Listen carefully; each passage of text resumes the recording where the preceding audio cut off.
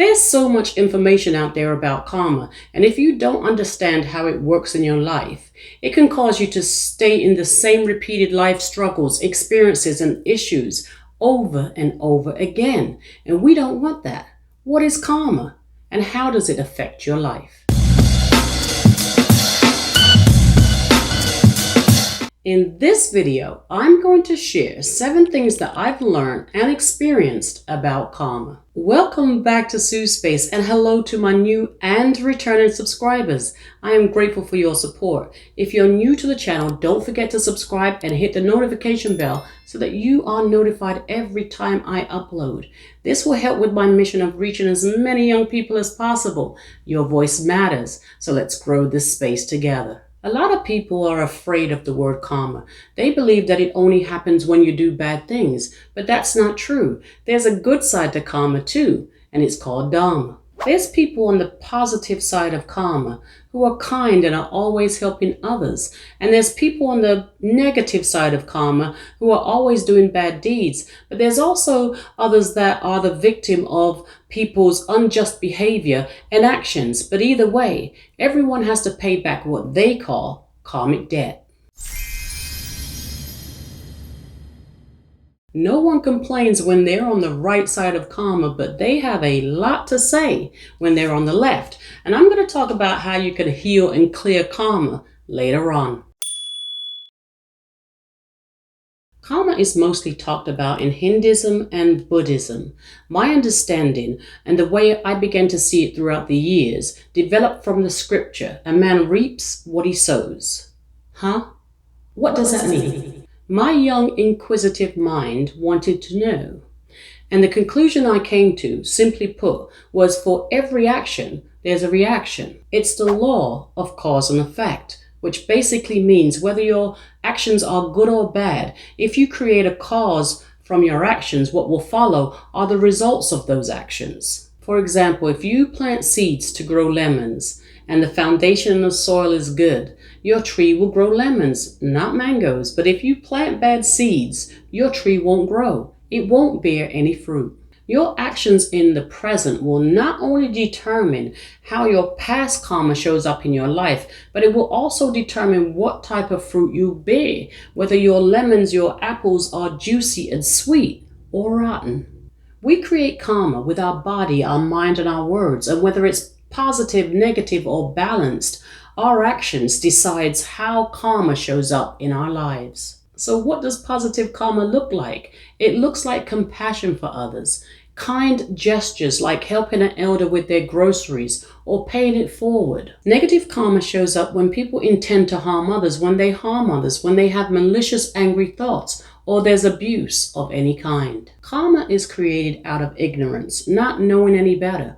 And there's people who know better and still refuse to change. We've all made past mistakes, done good and bad things, and we've all had negative thoughts. But what you have to understand is whatever you put out will eventually come back to you like a boomerang. What goes around comes back around, and it may just come back to you multiplied. One way to look at karma is seeing it as a mirror. As when you look in the mirror, you see your reflection, right? Karma is similar. Whatever you put out in the world, the planet, the universe, whatever you want to call it, the world reflects it right back. Karma is our own personal survey that lets us see our own reflection to learn about ourselves. I know it doesn't feel good, but we are supposed to learn through karma. When your actions are mirrored back to you, it's for you to understand the lessons. It's for you to see and feel what you did to others. Let me just use this as an example. Say you have an ex that during your relationship didn't treat you well. They lied, they cheated, but then the relationship ended and now they're dating someone new. That person that they're with does the exact same thing that they did to you. The new person that they're dating starts to mirror exactly how they treated you. Instant karma. So your ex's karma is their lesson to learn how to treat people better. Whether they learn it or not, it's up to them. But treat people how you want to be treated, right? Your intentions are just as important as your actions. Everything you do, think, or say plants seeds of karma. If you're doing something, good or bad, that has affected others, you're actually planting seeds of karma that will show up in your life instantly or in your future. When your thoughts are set on harming another human being, when you're intentionally wishing for someone else's downfall, you wish that their car was repossessed, you wish they lose their job, or you wish that ex never finds love again, you're only harming yourself. Because what you wish for others, you're wishing for yourself also.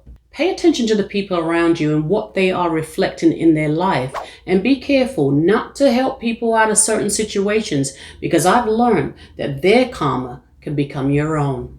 A person's negative actions and bad intentions have more to do with their struggles than it does with you, and you get out of life what you put in, so be careful what you're choosing to put out. There's always going to be people in the world who enjoy humiliating or intentionally trying to destroy the strength of others because of their own insecurities. Hurt people hurt people.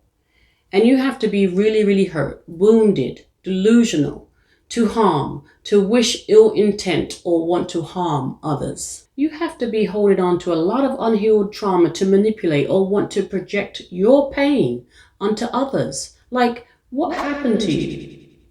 Let's talk about it.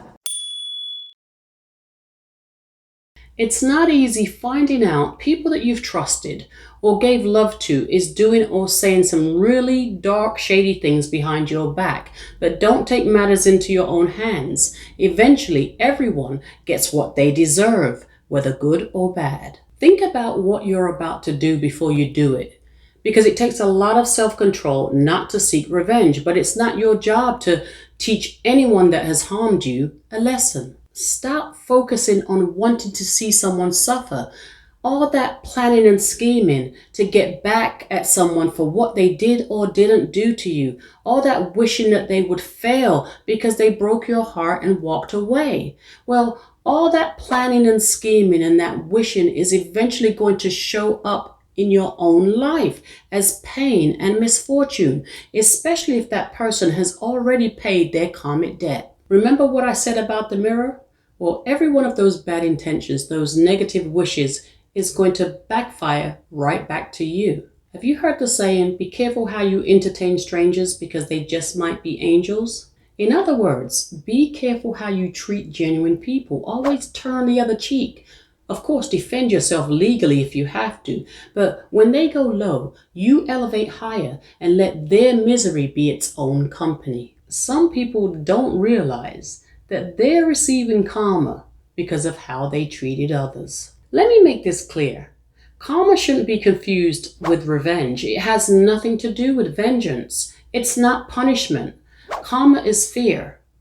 It's more about balancing off the scales, and in the end, karma will be a bigger bitch than you'll ever need to be. Everyone is free to make any decision they want, but you're not free from the consequences of that decision. You're free to rob a bank, but you're not going to be free when you're arrested, and the consequences are you going to jail for 5 to 10. Anyone can cheat and lie their way through life, but if you have to lie to win, then you're not winning. Just like in sports, if you cheat, you're disqualified. Things that are done in the dark, sneaky, lying, deceptive behavior must and will come to the light.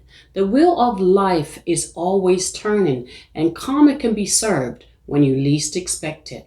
Positive thoughts and actions sets the wheel in motion for more good dharma and favorable results. And I shouldn't have to tell you what evil intentions and bad deeds is going to produce in your life. People misunderstand karma all the time. They think that they're above it. They think that it's going to magically just go around them and miss them.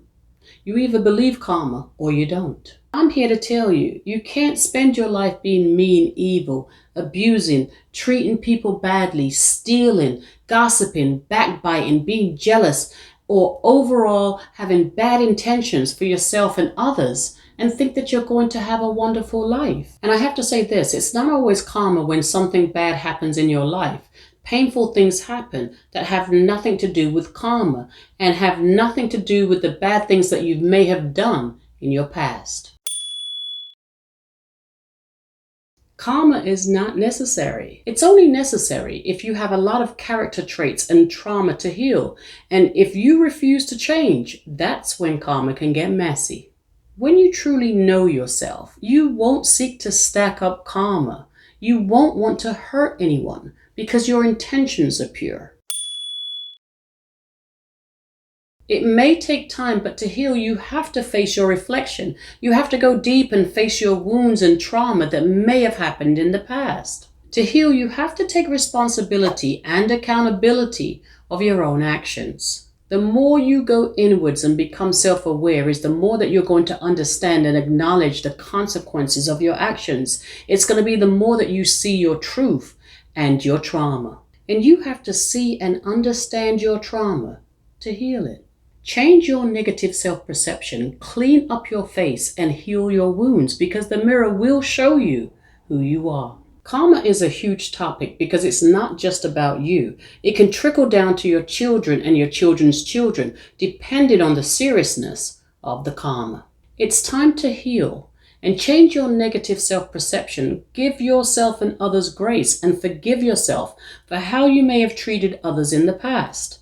You must genuinely have remorse when you think about the hurt and pain you've caused, and you should vow to never repeat the same action again. To heal or clear karma, you have to take accountability of your actions and apologize. Just remember, an apology is not an apology if there's no changed behavior.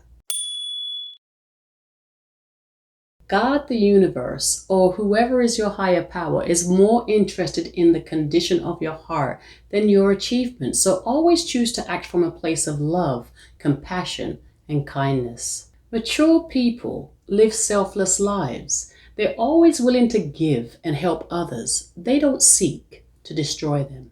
And that's all for this one. Let me know in the comments if this video was helpful, and let me know how you feel about karma. You may not even believe in it, and that's okay. But be sure to hit the like and subscribe button before you head out if you haven't already. Thank you for watching. Stay safe and true to yourself until the next one.